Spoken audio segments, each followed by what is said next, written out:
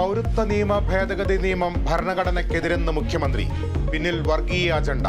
ഭരണഘടനയ്ക്ക് പകരം മനുസ്മൃതിയെ പ്രതിഷ്ഠിക്കുന്നു. സിഎഎക്കെതിരെ ദേശീയ തലത്തിൽ കോൺഗ്രസിന് നിലപാടില്ല. കേരളം നിയമ പോരാട്ടം തുടരുമെന്നും മുഖ്യമന്ത്രി. തെരഞ്ഞെടുപ്പ് കമ്മീഷന് പുതിയ അംഗങ്ങൾ. ജ്ഞാനേഷ് കുമാറും സുഖ്ബീർ സിംഗ് സന്ധുവും തെരഞ്ഞെടുപ്പ് കമ്മീഷനിലേക്ക്. വിയോജിച്ച് പ്രതിപക്ഷം.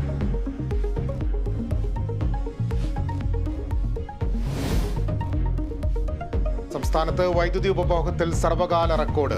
ഇന്നലത്തെ പീക്ക് സമയ ഡിമാൻഡ് 5066 മെഗാവാട്ട്. തുടർച്ചയായ മൂന്നാം ദിവസവും മൊത്ത വൈദ്യുതി ഉപയോഗം 100 ദശലക്ഷം യൂണിറ്റ് കടന്നു.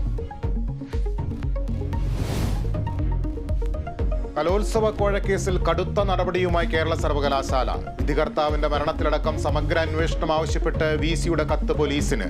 ഷാജിയുടെ മരണത്തിൽ ദുരൂഹത ആരോപിച്ച് ബന്ധുക്കൾ. മരണത്തിന് ഉത്തരവാദി SFI എന്ന് കോൺഗ്രസ്.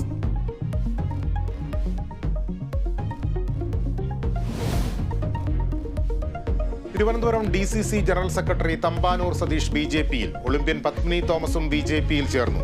EP ജയരാജൻ LDFിലേക്ക് ക്ഷണിച്ചിരുന്നുവെന്ന് കോൺഗ്രസ് നേതാവ് ദീപ്തി മേരി വർഗീസ്.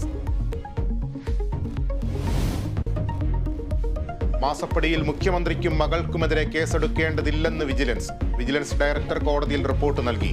മാത്യു കുഴൽനാടൻ തെളിവുകൾ ഹാജരാക്കിയിട്ടില്ലെന്നും വിജിലൻസ്.